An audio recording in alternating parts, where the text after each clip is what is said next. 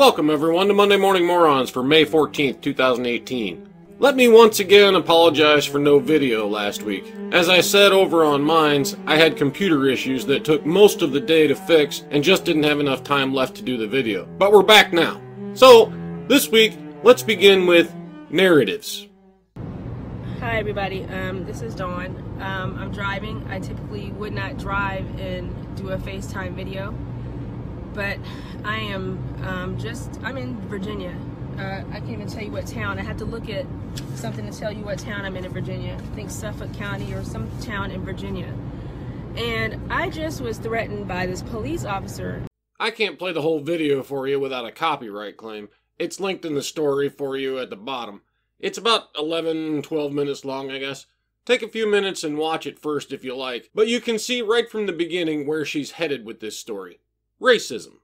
Now, the police released the body cam footage of this traffic stop as well because they got numerous complaints after Dawn here posted her video to Facebook, and we'll get to that in a second. But watch her video first and listen to the narrative being spun. For our purposes here, we're just going to stick with the quotes in the news article. Throughout this exchange, let's note the clues pointing out who is actually being racist here. A South Carolina woman who said being pulled over for speeding by a white cop was a traumatic experience is having her story questioned after police body camera footage from the incident showed a less intense series of events unfolding.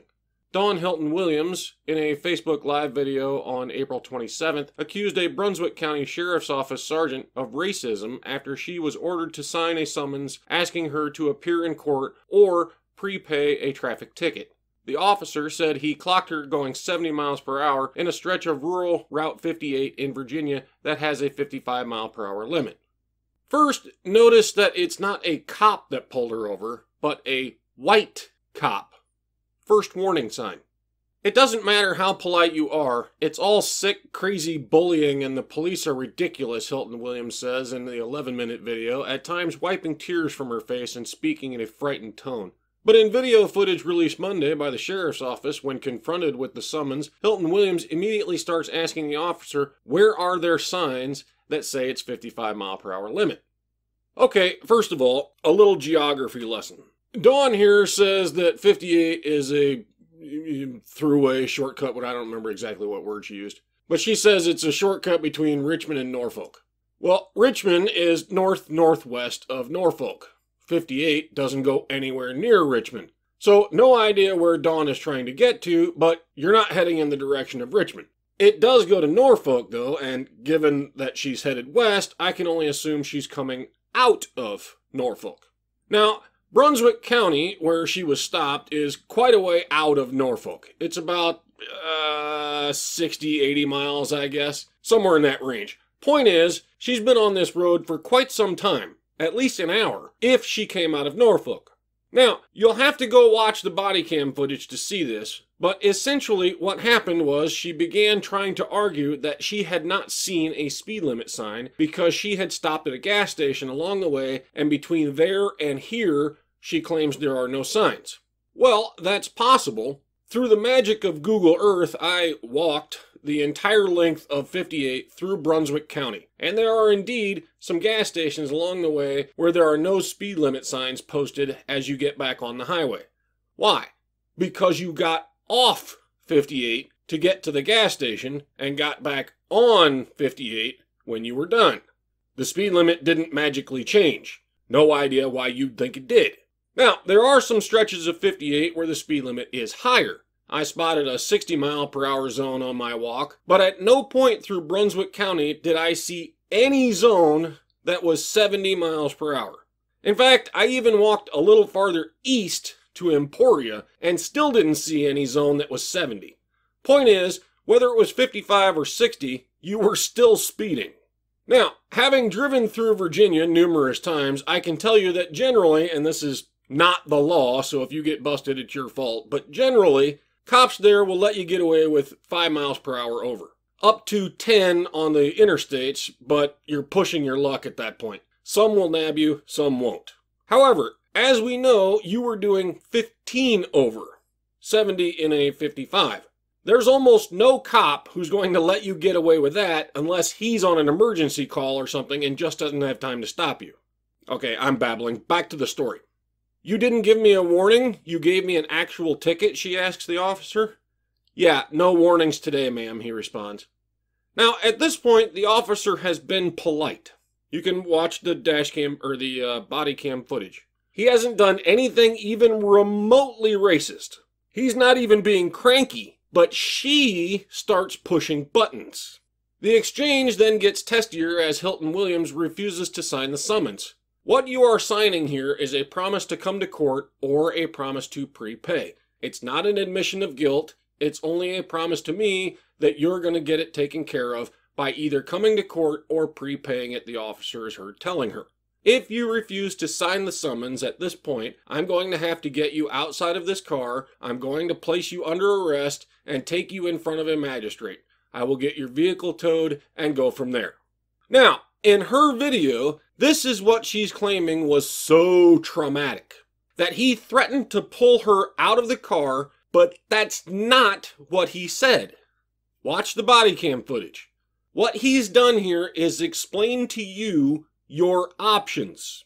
You can sign the ticket, which, as he explained, is not an admission of guilt. It is merely a promise to appear in court. Or, as most of us do, just pay the damn ticket before the court date and then you don't have to go. You are correct about one thing, Dawn. You do not have to sign it. However, not signing it has consequences, as he just explained to you. If you choose not to sign it, he will have to get you out of the vehicle, arrest you, impound your vehicle, and take you before the local magistrate where you can plead your case and then, let's be honest, pay the ticket because you will lose. He did not threaten you. He explained your options. You can choose whichever one you'd like.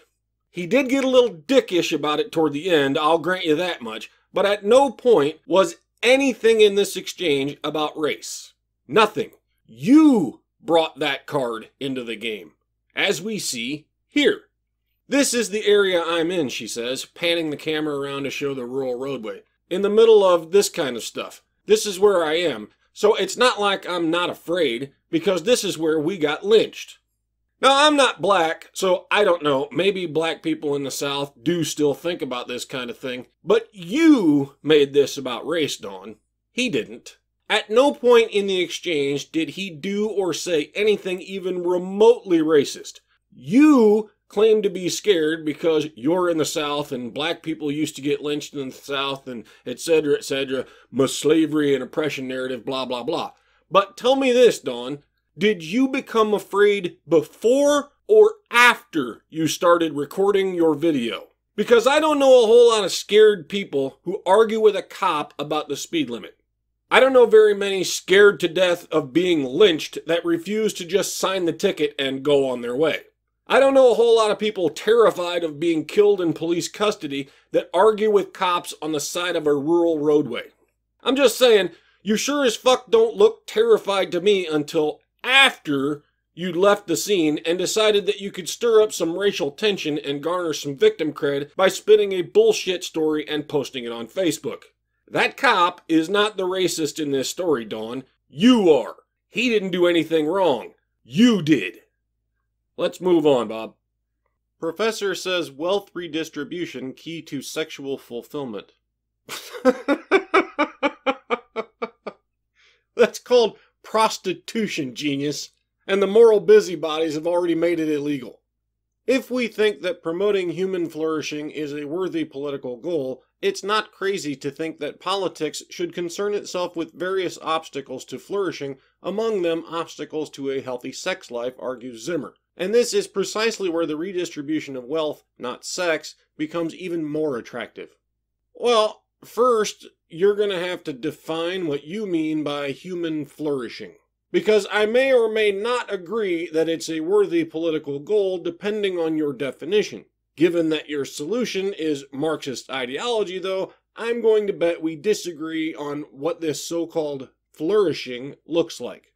Zimmer contends that the problem of sexual fulfillment in America is directly tied to financial instability and the anxiety and stress it entails, remarking that there's nothing sexy about a society that forces millions of people to endure long hours, unpredictable work schedules, tyrannical management practices, and insufficient pay just to make, or try to make, ends meet. According to Zimmer, these social ills could be easily remedied by laying hold of a few days' worth of Jeff Bezos' earnings. Okay, that's enough. I don't think you even understand the problem. People's lack of sex is not going to be magically cured by just giving everyone Bill Gates' money. What you're proposing is equal income for everyone. So let's take a look at what happens when we do that. Now, follow along with me here while we pretend for a little thought experiment. Starting today, everyone on Earth has exactly the same amount of money. In fact, I'll do you one better. Money and buying power are not the same thing. So let's just say everyone has the exact same buying power. And that buying power is unlimited. Everyone alive can just buy anything they want or need. Let's go even further and remove supply as an obstacle. There is now a magical unlimited supply of anything you could possibly ever want. Let's also remove social classes and stigma and all of that by removing jobs altogether. No one has to work at all anymore, so there's none of the social hierarchy at play where, say, a CEO is more prestigious than a garbage man, etc., etc. Everyone is now exactly equal in every monetary way. Everyone is now exactly equal in every social hierarchy because there isn't one anymore. Perfect little utopian dream of Marxist philosophy, right? Good. Now that we're all here, tell me, what would make Sally want to have sex with George? Attraction, right? Now we know that attraction isn't to money or power or status because George is exactly the same as Fred over there, but Sally doesn't want to fuck Fred. So you haven't removed the natural human attraction element, only the artificial ones. Therefore, redistributing all this wealth still isn't getting Fred laid. The problem you're trying to solve still remains. Fred is an incel. So now how are you going to fix it? Well, we introduced Mary, who does want to fuck Fred. Yay! Fred gets some. But Tony's still left out. Uh-oh. How about Margaret over there? Oh, nope. Margaret wants to fuck George, not Tony. George is already fucking Sally, though. So either George gets two, which means inequality, the very bane of our happy little utopia. Tony and Margaret are forced to fuck each other because we need to maintain that precious equality. Or Tony and Margaret are now incels. Another example of a monkey wrench in the program. Suppose Margaret does want to fuck Tony. Great, right? Our little equality bubble is still perfect. But, Tony is voluntarily celibate. He doesn't want to fuck anyone. We still get the same problem, but now it's Margaret left out instead of Tony. Do we force Tony to sleep with Margaret now? Only way to maintain that happy little equality bubble. You see where we're headed here, folks? You can keep scaling up, but you're always going to have the same problem. You cannot achieve equality of outcome unless you force it, which means you cannot have a society where people choose who they want to sleep with. Further, who's going to be left out of this little sexual equity game in the end? Not men. There are more women than men in the world. So guess who comes up on the short end of the stick? Not enough men to pair up means you're left with a bunch of incel women instead of incel men. The problem still remains, and your wealth redistribution didn't solve the problem at hand, did it? But hey, look at the bright side, folks. Now we can all just sit around stuffing ourselves with bonbons and watching the idiot box because there's absolutely no reason to bother getting off the couch anymore. We can all go batshit insane from boredom. Hooray! Give me the next one, Bob. Why supporting abortion is a pro-life position. Well, shit. I guess we need to add one to Orwell's list here. Murder is life.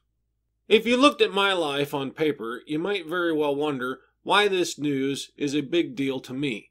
I have a life in New York City, a 3-year-old son, a current wanted planned pregnancy, a rewarding relationship, and my mental health. But I have these things because of the abortion I was legally, safely, and affordably able to procure at age 23. What an enormous surprise! This is all about you. In 2010, I walked into a Planned Parenthood in Washington State and had a safe, affordable, and relatively easy abortion. But Planned Parenthood doesn't do abortions. That's just a women's health clinic where they get pap smears and mammograms. I wasn't subjected to mandatory waiting periods, forced counseling, or an abortion provider required to regurgitate state-mandated inaccurate information. I didn't have to travel long distances, worry I was getting there too late in pregnancy, find money to pay for childcare, or walk past angry or intrusive protesters. Instead, I went in pregnant and, a few hours later, came out with my future back in my control. And left behind a dead baby. Given the argument you're trying to make, that's a rather important piece of the story, don't you think? You guys can read the whole article for yourself if you like, but I'm going to skip her personal anecdotes and the history lesson and just get down to the crux of her supposed argument. In the United States, between 700 and 1,200 women die from pregnancy or childbirth complications, the World Health Organization reports. Okay, as we can see, I skipped a whole lot of babble. I'm also leaving out your race-baiting bullshit because the entire point of your article was to convince me that killing unborn babies is somehow a pro-life choice, and none of that crap has anything to do with the argument you're making. This part alone tells us what your argument is. You are weighing the life of the mother against the life of the child. Well then, all we need is some plain and simple math. We'll go with your high number there, out of courtesy. 1,200 women die from childbirth in the U.S. each year. Now, a quick hop over to the CDC website, and we find 652,649 legal abortions performed in the U.S. in 2014. Apparently, that's the latest numbers they have. So that's a balance of negative 651,449 lives. Any negative number there would have made this an anti-life choice, but given the huge difference, this isn't just an anti-life choice, it's a fucking massacre rapidly approaching Holocaust-sized numbers. If you want to flip the script and start saying murder is life, then you're really going to have to do a whole lot better than that. Well, shit, I don't know if we're going to get any toxic masculinity this week that tops this genocidal psychopath, but let's see what you brought, Bob. Prosecutors reduced felony charges for NFL heiress. The NFL heiress who allegedly bashed a man on the head and made an anti-Semitic remark outside a Manhattan restaurant had her charges reduced Wednesday, the New York Daily News reported. The paper cited prosecutors who said they were unable to prove allegations that Jacqueline Kent Cook, 29, had been motivated by hate. The daughter of the late Washington Redskins owner Jack Kent Cook was charged with a felony in January after she allegedly called an elderly woman a Jew before striking her son, Matthew Habercorn, 52, on the head with a glass purse drawing blood. Okay, so this woman called an elderly woman a Jew, then smacked the elderly woman's son on the head with a glass purse. So many questions. Where do I start? I guess, first of all, glass purse, that's really a thing. Why? I mean, have you seen what women do with their purses? I can't imagine one made of glass is going to last very long. Second, what the hell did this guy do? I mean, what are we missing here? Woman doesn't like older woman, calls her a Jew, then pummels this guy standing next to her with a purse? That doesn't make any sense. I mean, yeah, okay, clearly she was upset, otherwise wouldn't have been hitting people at all, but I hate you, I'm going to smack this guy over here. Either we're missing some pieces or this woman is certifiably insane. Still no toxic masculinity though, Bob. Prosecutors reduced Cook's felony to a misdemeanor. Cook's lawyer, Robert Caliendo, applauded the prosecutor's decision, calling the hate crime charges wholly unwarranted. The DA correctly decided against them. For a number of reasons, it's equally appropriate that all felony charges were tossed. After all, Jackie was badly injured after being stalked down the street by a middle-aged man who was aggressively spewing vile language toward her. Caliendo also referenced Cook's finger injury that she allegedly obtained the night of her altercation with Habercorn.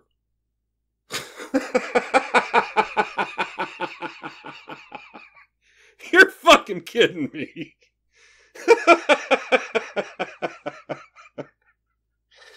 Okay, so let's run this little drama through from the beginning. Elderly mother and her middle-aged son go out for, well, dinner, I assume, at some New York restaurant. When they arrive, or while they were leaving, not sure which, they run into Miss Cook here, who has some sort of issue with the old lady. Miss Cook then screams something including Jew at the old lady. I guess we just have to use our imagination on that. Then hauls off and whacks Mr. Habercorn with her glass purse, putting a gash in his head and hurting her finger. Then she storms off down the street with Mr. Habercorn trailing behind, spewing vile language in her general direction. Have to use our imagination there as well, but I'd put money on the word bitch being used at least once. Now we go to court, and Miss Cook's lawyer tells the prosecutor something like, "You know, your client said some horrible things to Miss Cook and injured her finger when his head mysteriously collided with her purse for no apparent reason. I think we should reduce those charges." And the prosecutor agrees. What the fuck? Ah, fuck it. This is too damn funny to even bother with the toxic masculinity part. I hope Mr. Habercorn has learned his lesson. Don't stand anywhere near your mother, sir. Well, hell, this has already been a pretty funny week. Do we really even need the funny story this time? Okay, why not? Can never have too many laughs. What'd you find? Florida woman busted for calling 911 to get beer.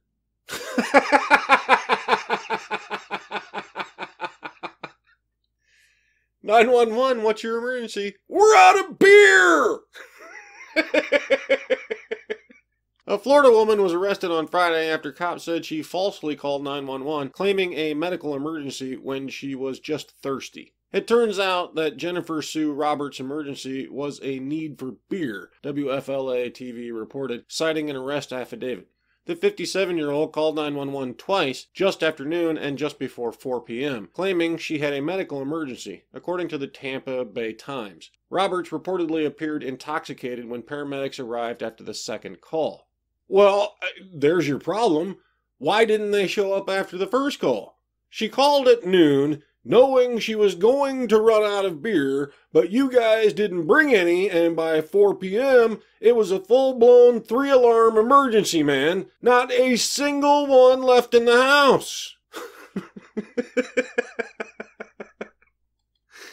That's it for this week, folks. Remember to say your prayers. Women are victims, men are oppressors, and feminism is just about equality. So help me, Sarkeesian. I'll see you all next time.